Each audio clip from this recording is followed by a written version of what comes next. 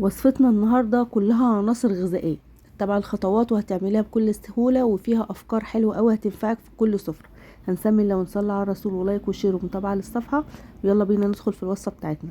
حطيت هنا في قلب الطاسة بتاعتي معلقة من السمنة البلدي أو أي مادة دهنية انت تحبيها. كنت منضفة هنا ربطة من السبانخ، وطبعا غسلها كويس جدا، ومهم جدا ان احنا نخرطها يعني انا اخدت الورقيات بتاعتها بس. تمام. نزلت عليها كده في قلب الطاسه مع السمنه، وحطيت عليها كده شويه فلفل اسود، وبدات ان انا اقلب تقليب مستمر لحد ما دبلت معايا بالشكل ده. ما نسيبهاش عشان بس ما تتحرقش مننا. خلاص بعد ما دبلت معايا بالشكل ده، خدتها كده على الرخامه بتاعتي، وبدات ان انا انزل عليها كده قطعتين من الجبنه القريش. تمام. اي جبن عندك بقى تقدري تحطيها، تقدري تعملي خلطه كده زي ما انا عملت خلطه كده من الجبن، حاجه كده في منتهى الروعه، الطعم بتاعها خيالي. حطيت عليها كمان حبه حلوين كده برضو محترمين من الجبنه الموزاريلا، وكمان حطيت بضايه. وعندك جبنه براميلي حطي برضو عشان تعادل طعم الملح اللي فيها، لان انا ما حطيتلهاش اي ملح، لان انا استكفيت باللي في الجبنه. تمام. حطيت هنا معلقه حبه البركه وكم معلقه من السمسم، وافتكرت ان انا عندي جبنه براميلي، حطيت حته حلوه كمان كده علشان تدي طعم، والجبنه البراميلي دي عندي حراقه. تمام. زي ما قلت لك بقى انت حطي اللي انت عايزاه. حطيت كمان شويه فلفل اسود علشان بس زفاره البيضه اللي انا ضفتها. عايزه تحطي بيضتين اتنين مفيش مشكله، بس البيضه بتديها قيمه غذائيه قوي عاليه، وبتديها طعم حلو. تمام. هقلب بقى كل المكونات دي مع بعضها، وهبدأ بقى ان انا اركنها عشان نشوف الحشوة دي احنا بنعملها لايه. حطيت هنا كمان في قلب بولة معلقتين من السمنة، وعليهم معلقتين من الزيت، وهحطهم في الميكروويف كده علشان يسيحوا، علشان احنا هنستخدمها النهاردة في لفة جلاش. مش شرط برضو تستخدميها في لفة جلاش. انا لفة الجلاش دي كانت عندي والله في الفريزر بقالها حوالي 6 شهور. تمام.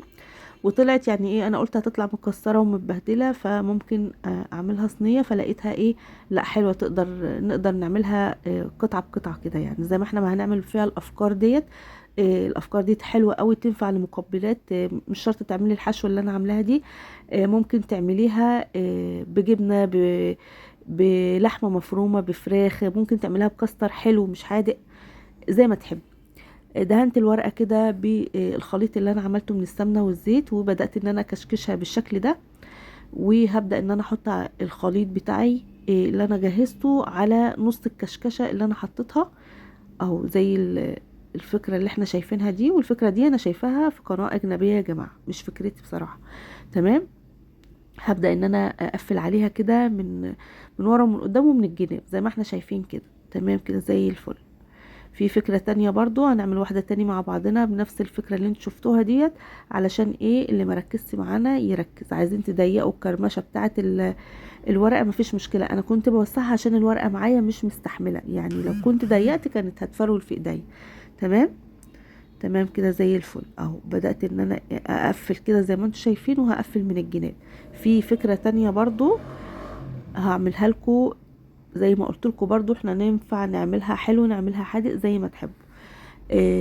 دهنت الورقه كده ورحت جايه مكشكشها وتانيها بالشكل ده، وهروح جايه مقفله الحته اللي في النص دي عشان الحشوه بتاعتي ما تطلعش، وهقفلها بالشكل اللي انتوا شايفينه ده. سهله برضو وسريعه، وتنفع حلو وتنفع حادق. تمام. وتنفع فاضيه نعملها زي البقلاوه كده ونسقيها بالعسل.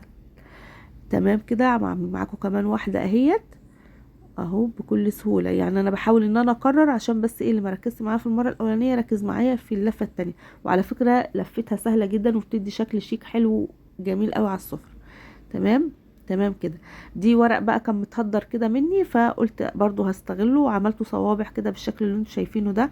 بدات ان انا اعمل اطبقها كده وادهنها، يعني بلفها رول. معلش انا عندي دور برد خليني مسكومه خالص، مش عارفه اسجل لكم. تمام. هعمل واحده كمان معاكم اهوت، وكده بكون خلصت معايا كل ال طريقه اللف اهوت. وهنبدا بقى ان احنا نرصها في الصينيه زي ما انتم شايفين كده. طبعا الصينيه تكون مدهونه قبل ما نرص فيها، وهبدا ان انا احط عليها برضو الخليط اللي انا عاملاه. انا هنا لا عامله خليط ان هو يطر الجلاش ولا اي حاجه، انا عايزاه يكون مقرمش من بره وطري وحلو كده من جوه. تمام.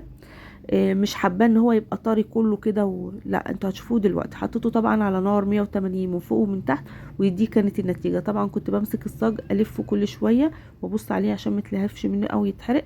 كان عايز كمان يتحمر شويه من تحت، بس طبعا الريحه كانت طالعه، فالاطفال ما كانوش مستحملين عندي وعمالين يقولوا يلا طلعي انت بتعملي ايه في الفرن.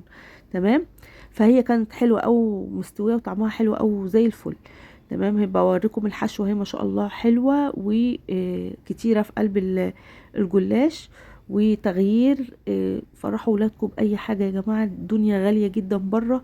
عايزه اقول لكم والله حبوها جدا عندي، وكلها قيمه غذائيه لان فيها سبانخ وفيها بيض وفيها ميكس من الجبن، كالسيوم طبعا داخل جسمهم.